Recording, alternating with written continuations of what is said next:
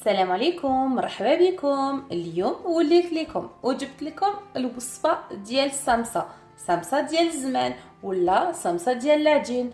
كاين اللي يقولوا لها البريوات المعسلين.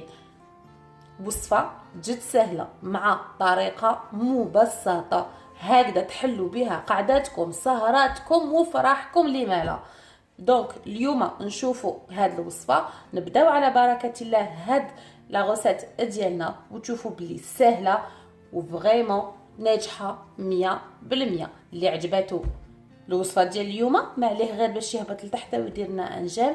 اللي ما راهوش ابوني واش راكو تستناو؟ ادخلوا للقناه ديالنا. دونك يلا معايا وتشوفوا كاع الوصفه ديال اليوم.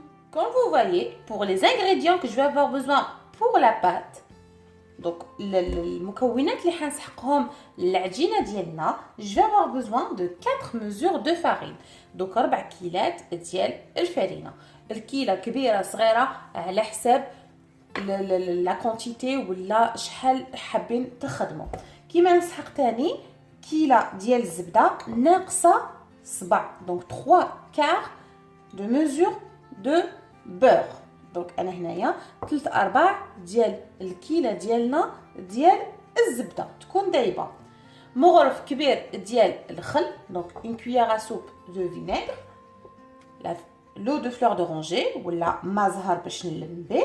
مغرف قهوه ديال الخميره الكيميائيه، اون كويير ا كافي دو لوفور شيميك، اون كويير ا سوب دو سكر، دونك ملعقه كبيره ديال السكر العادي وشويه ملح et un peu de sel. Je vais utiliser le sucre هكذا pour avoir une belle couleur à la cuisson, une belle couleur rouge à la cuisson. donc انا هذا السكر نستخدمه هكذا في الطياب حيكون عندي لون الشباب ديال الحلوه ديالنا. نبداو على بركه الله الوصفه والطريقه ديال الحلوه. جرامين مون ريسيبيون ولا نجيب الوعاء ولا وين نخلط الحلوه ديالنا. نبداو بالفرينه كنت ديجا غربلتها. donc je commence par la farine que j'ai déjà tamisée. donc je vais avoir besoin de 4 mesures de farine. 4 كيلات ديال الفرينه. je rajoute le sucre, le sel et la levure chimique. donc زدت هذاك السكر الملح والخميره الكيميائيه. دوك انا ماليه غير باش نجيب هذاك الخل ونخلطه مع هذيك الزبده. دونك لو فينيغر جو لو ميلانج افيك لو بور هكذا ونخلط كاع هاد المكونات ديالي. علاش انا ندير لها هكذا ونزيد لها شويه ما زهر؟ دونك نكمل الكيله ديالي بالما زهر والخل. دونك جو vais remplir ma mesure avec l'eau de fleur d'oranger et le vinaigre. Pourquoi? Pour que la pâte, il n'y aura pas des grumeaux dans ma pâte. هكذا باش ما تكونش عندي الحبيبات في العجينه ديالي. هكذا نخلط هاد المكونات الجافه. دونك انا ماليه غير باش نزيد هاد الزبده لداخل ولا الخليط ددو.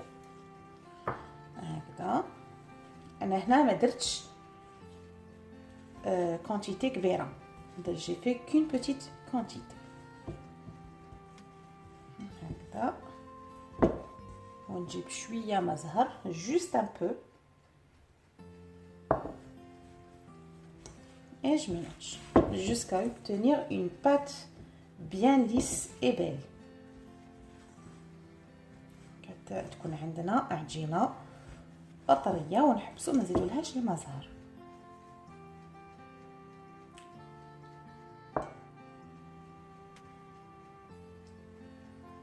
هكذا نقعد نزيدو لها في الماء زهر غير بشويه حتى وين تتلملي، ما نعجنوهاش. دونك il faut pas pétrir la pâte, c'est juste ramasser la pâte avec les bouts de doigts.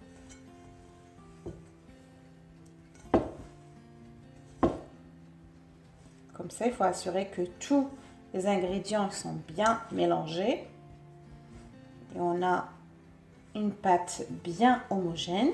لازم تكون عندنا عجينه تكون متجانسه، تكون مخلطه بيان. غير بصبعتيا نعجن، ما نعجنهاش، نلمها، نزيدوا لها غير بشويه الماء هكذا ونلمها.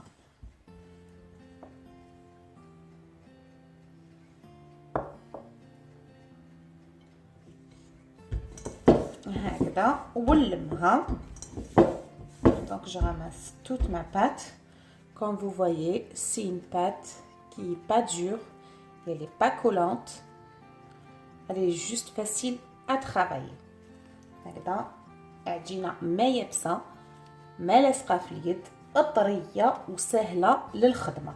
دونك انا مالية غير باش نجيب كيس غذائي هكذا ونحطها ونخليها تريح لي على الاقل نص ساعه. دونك il faut la laisser reposer au moins une demi-heure et je reviens pour continuer le reste de ma recette. ونولي لكم ونكملوا الوصفه. pour la farce que je vais avoir besoin pour mes gâteaux ou bien pour les samsa ديالنا.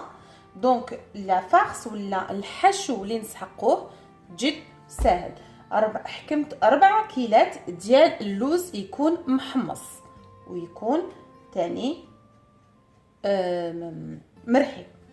كيما نسحق تاني donc je vais avoir besoin de 4 mesures des amandes grillées et bien moulues.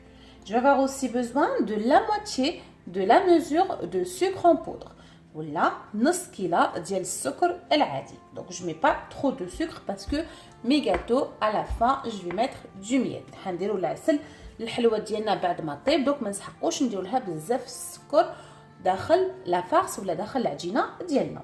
كيما نسحق تاني ما زهر اللي حنلم به.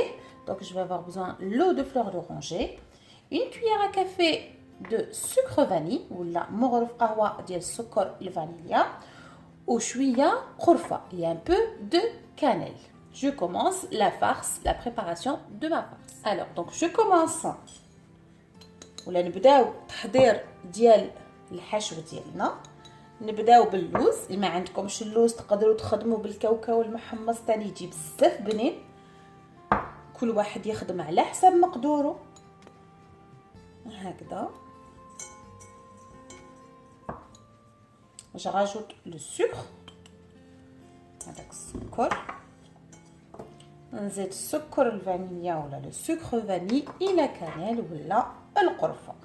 دونك انا ماليه غير باش نخلط هاد المكونات ديالي هكذا. دوك ماليه غير باش نجيب هذاك الماء زهر ولا لو دو فلور دورانجي et je ramasse ma pâte avec. Il faut pas que ça soit vraiment pâteux, il faut que ça sera juste humide. donc لازم غير نشمخوه، ما لازمش تولي عندنا عجينه طريه، لازم يقعد لنا مفدت مفركت. دونك قعدوا غير زيدوا له غير بالعقل هذاك المزهر ديالنا.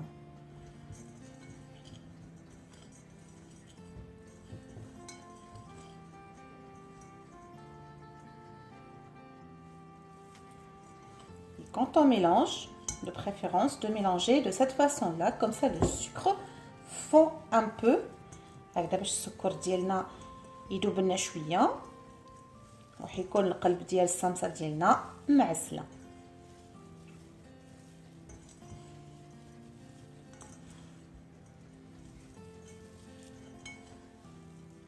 كيما راكم تشوفوا التحضيرات ديالي كاع راهم واجدين. اللوز ديجا ولا لا فارس الحشو ديالي خدمته. العجينه تاني جبت شويه مايزينا. دونك انا هنايا عندي لا ماشين ابات اللي حنخدم بها ونحل بها العجينه ديالي. دونك جو يوتيليزي هاد الاله. دونك جو يوتيليز cette machine à pâte pour étaler ma pâte. نبداو على بركه الله. نجيب العجينه ديالي هكذا ونجيب شويه نشا ولا المايزينا ونحلها بها. الا حبيتوا ما تخدموش كاع هاد العجينه تخدموا غير نص والنص الاخر كملوه من بعد.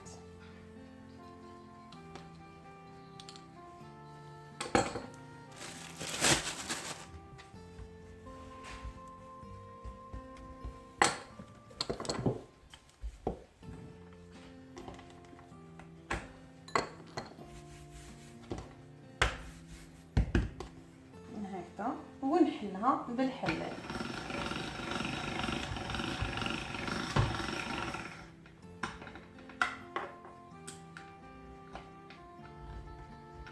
انا لازم لا بات ديالي elle sera un petit peu plus grosse que celle de baklava.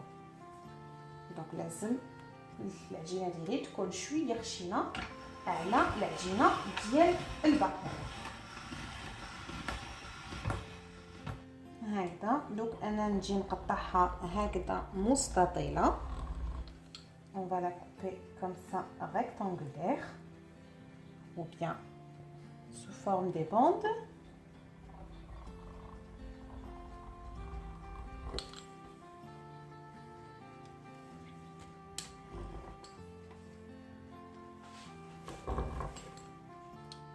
Donc en premier, je vais la couper comme ça en biais. ولا نديرها هكذا ميله. دوك انا معليا غير باش نجيب ونطويها هاد الصمصه ديالي. دوك طويتها على زوج، وحده زوج وثلاثه،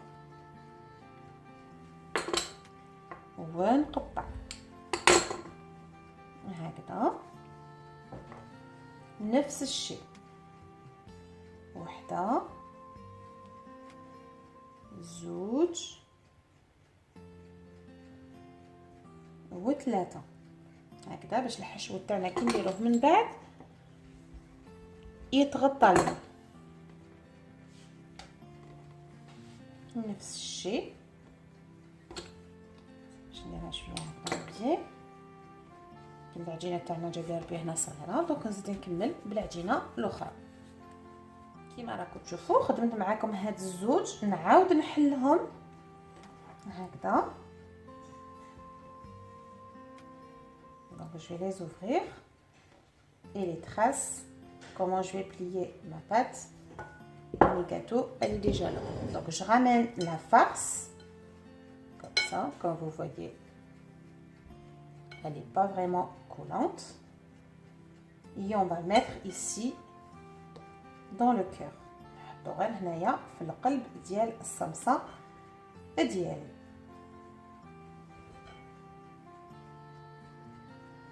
ونعاود نغلق عليها هكذا.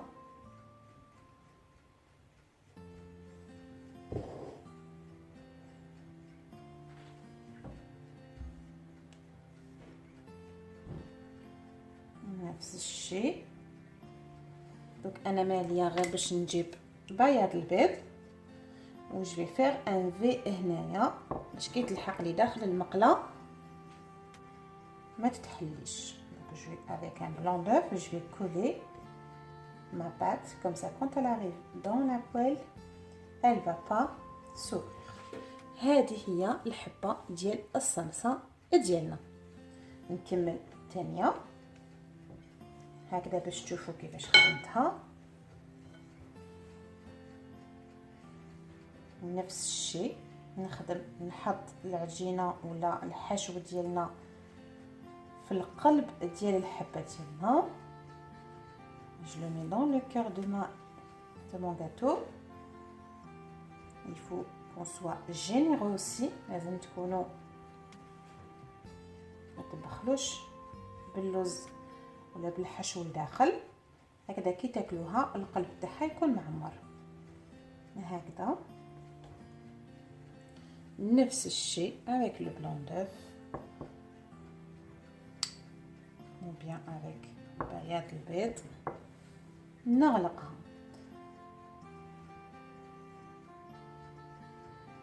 هكذا. دونك انا معليا غير باش نكمل le reste ديال العجينه ديالنا. donc je finis le reste de ma pâte et je reviens pour la cuisson. من بعد ما كملت الحلوه ديالي وخدمتها، دوك انا نجيب الزيت نحطها داخل المقله. لازم الزيت، لازم الحلوه ديالي لازم تعوم داخل الزيت. donc là la cuisson c'est dans l'huile. il faut avoir beaucoup d'huile dans la poêle pour savoir si elle est chaude ou non. je vais prendre un petit morceau de pâte et je vais le mettre dedans. Et comme il revient en haut, donc ça veut dire la pâte, l'huile, il est chaud, donc c'est prêt pour mettre mes pièces dedans, ou bien mes gâteaux pour les cuire. Donc انا كي حطيت هذاك النص ديال المغرف شويه ديال العجينه ديالي داخل المقله وشفتها طلعت لي للفوق وطابت لي، ما عندها الزيت ديالي راهو حامي، دونك انا ما عليا غير باش نقص له. دونك je baisse le feu pas très doux, pas fort, un peu moyen. لازم ما يكونش بزاف حامي الزيت وما يكونش بزاف تاني ناقص، سينو يشرب لكم الزيت ولا يتحرق لكم. هكذا ونحطهم داخل المقله ديالنا غير هكذا. غير نشوفها بدات تتنفخ لي، نبدا نزيد نعاونها بشويه زيت من الفوق هكذا باش تتنفخ لنا. غير هكذا نقلبها من الجهه الاخرى نفس الشيء الهادي هكذا. Donc dès que je vois ça commence la cuisson, je rajoute un petit peu de l'huile en haut et je la retourne. Comme ça, comme vous voyez, plein de petites bulles. Ça veut dire vous avez bien réussi votre pâte. Comme ça.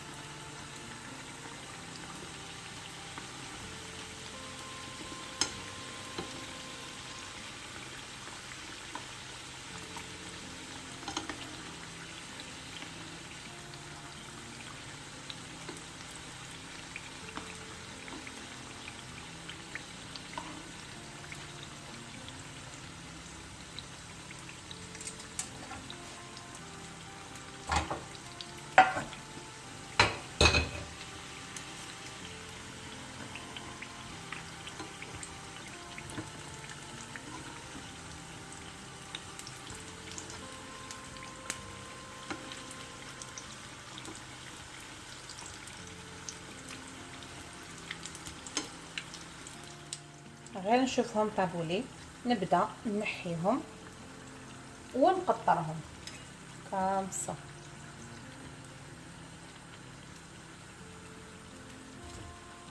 غير هكذا لازم نقلبوهم مره على مره هكذا باش طيابهم يجيني شباب.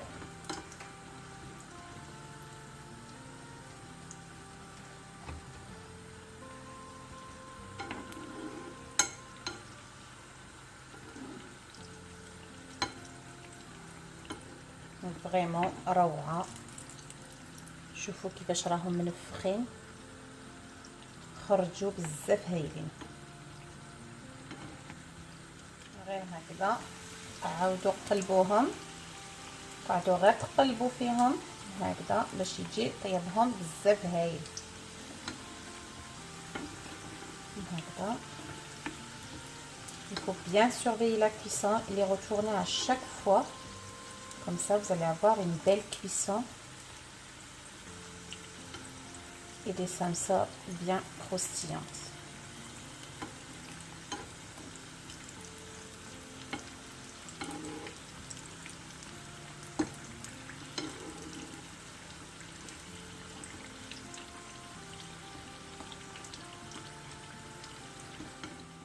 هكذا من بعد ما طابلي وخرج لي بزاف هايل خفيف روعه. دوك الحق العسل وين حنعسلو. Donc maintenant il reste à mettre le miel pour mes gâteaux et la décoration. J'ai utilisé les pistaches moulues. Donc انا هنايا زدت الفستق مرحي باش نزين به من بعد العسل. كيما تاني الا راكو شافيين من قبل خدمت معكم عسل منزلي. Donc j'ai déjà fait avec vous dans les anciennes vidéos le miel fait maison ou bien le sirop de glucose que je vais utiliser aujourd'hui. comme ça. Je ramène une assiette.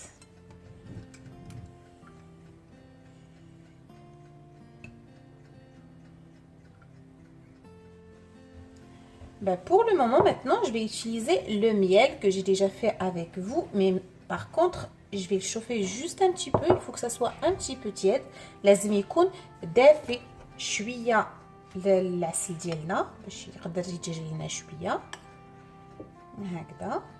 ونجيب الصمصة ديالي. Donc si vous voulez les manger le jour même, c'est mieux de mettre le miel tout de suite.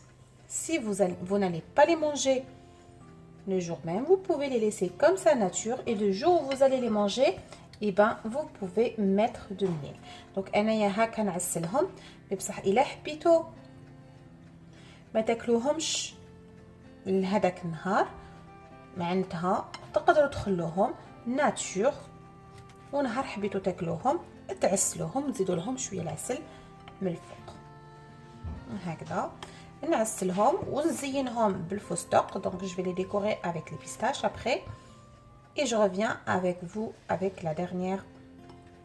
la présentation.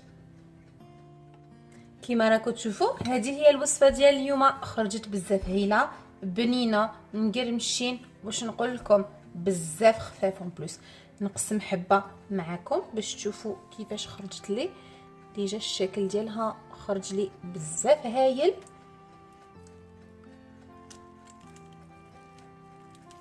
شوفوا كيفاش خرجت لي معسله من الداخل وطيبه. الله الله. دوك ما عليكم غير باش تسيوها وتشوفوا باللي الحلوه هذه بزاف هايله، وناس زمان ما داروها حتى ونعرفوا قيمتها. دوك انا ما عليا غير باش نقول لكم مع وصفه جديده ان شاء الله، وبقاو على خير.